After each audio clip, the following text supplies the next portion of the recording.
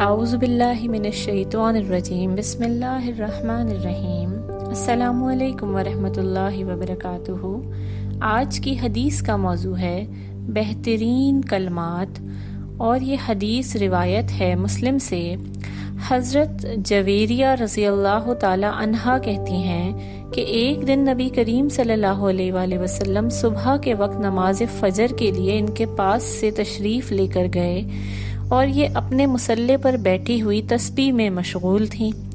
حضور صلی اللہ علیہ وآلہ وسلم چاشت کی نماز کے بعد واپس تشریف لائے تو یہ اسی حال میں بیٹھی ہوئی تھی۔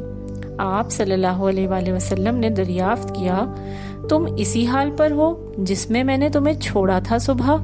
عرض کیا، جی ہاں، اسی وقت سے میں اسی حال میں بیٹھی ہوں۔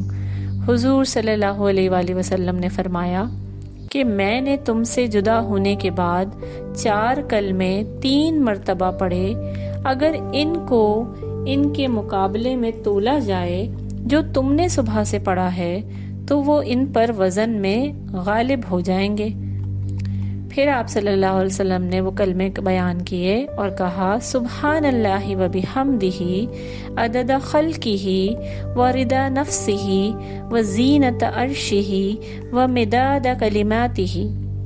حدیث کا مفہوم یہ ہے کہ آپ صلی اللہ علیہ وآلہ وسلم نے ان 3 کلموں کو 3 بار پڑھنے کی برکت اس عبادت سے زیادہ فرمائی جو کہ فجر کی نماز سے لے کر چاشت کی نماز تک حضرت جویریہ بیٹھ کر تسبیح، ذکر اور اذکار کرتی رہیں، اور انہوں نے ان کلموں کو میزان پر ان تسبیحات سے بھاری بتایا۔ یعنی ہم سب کو یہ کلمات 3 بار تو صبح کے وقت پڑھ ہی لینے چاہیے تاکہ ہمارے میزان بھی انشاءاللہ بھاری ہو جائیں۔ جزاک اللہ خیرا کثیرا۔